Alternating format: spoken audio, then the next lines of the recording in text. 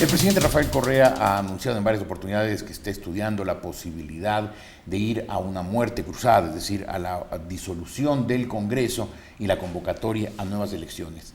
¿Qué significa esto? La Corte Constitucional ya tomó una resolución de la cual nos va a explicar un constitucionalista, un jurista muy sólido, muy estudioso, el doctor Rafael Ollarte. ¿Cómo está, doctor? Buenos días. Aquí, muy bien, buenos días. Cuéntenos, ¿de qué se trata esta resolución de la Corte Constitucional? Porque hay una cosa que no entendimos muy bien, el hecho de que el presidente Rafael Correa, que ya está hoy en su segundo mandato, pueda ser candidato una vez más si hay la muerte cruzada, sin que sea reelección. En la historia constitucional de nuestro país, los temas relativos a reelección presidencial tradicionalmente no se regularon, es decir, tradicionalmente los presidentes de la República podían ser reelectos de modo inmediato o dejando pasar periodos.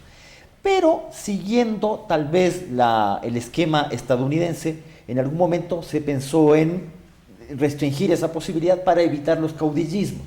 En el caso de Ecuador, en el año 78, en la Constitución se prohibió absolutamente la posibilidad de reelegirle al presidente de la República.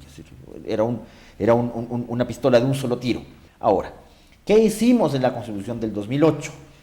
Se estableció un régimen de reelección común, es decir, en el 114, todas las autoridades pueden ser reelectas una sola vez, de modo inmediato o discontinuo, a preferencia del funcionario.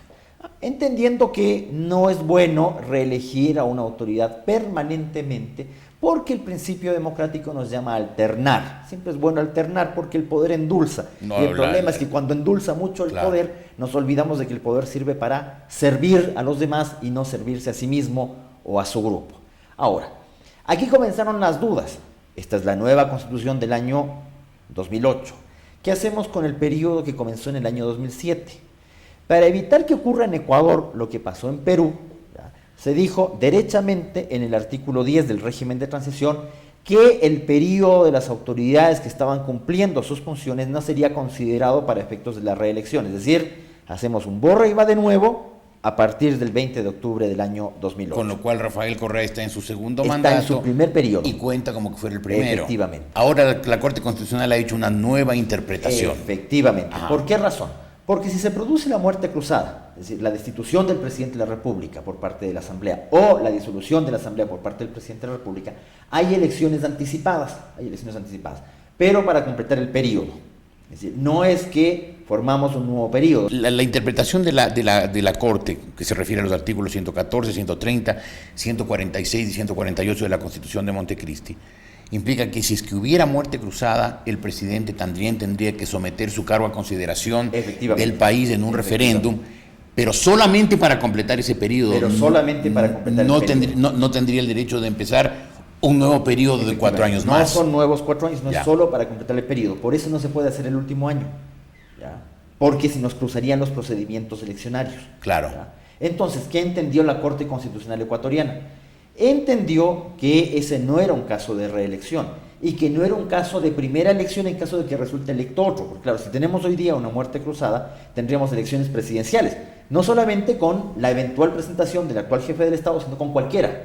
Entonces, ese otro que se candidatiza y gana la elección, completaría 1 año 3 meses, 1 año 2 meses, y podría presentarse el 2013 a la primera elección, dice la Corte Constitucional. Ajá. Porque claro, si usted también lo ve, hay otro inconveniente para la oposición respecto a una muerte cruzada. La oposición llama a la muerte cruzada porque entiende que se debilitaría la mayoría parlamentaria y gubernamental.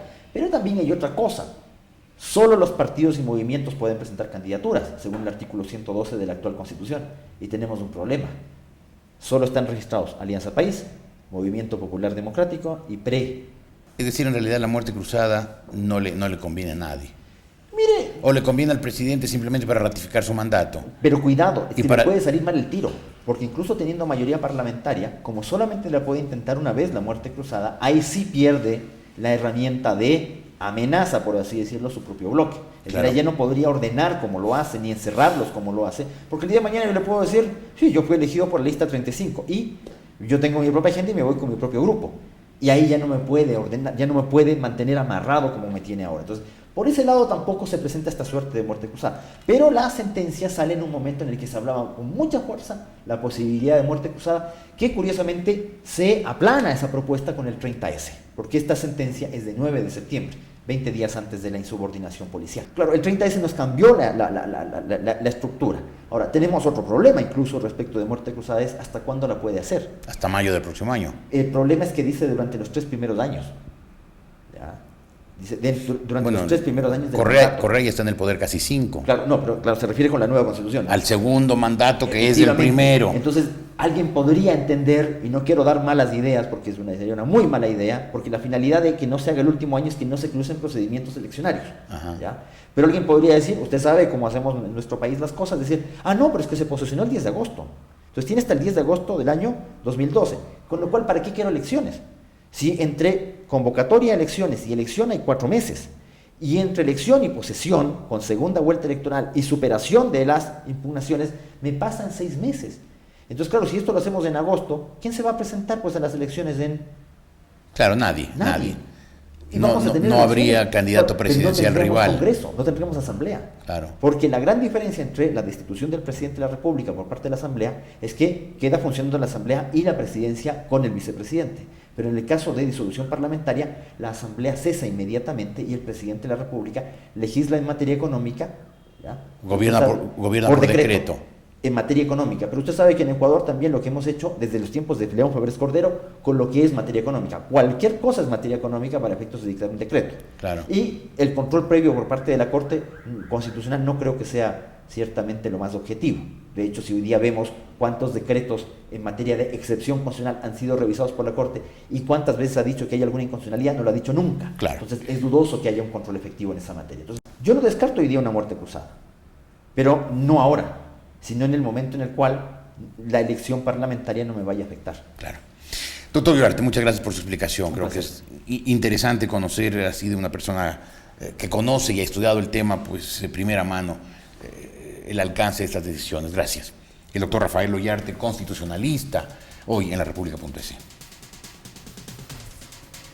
Te ganan esos.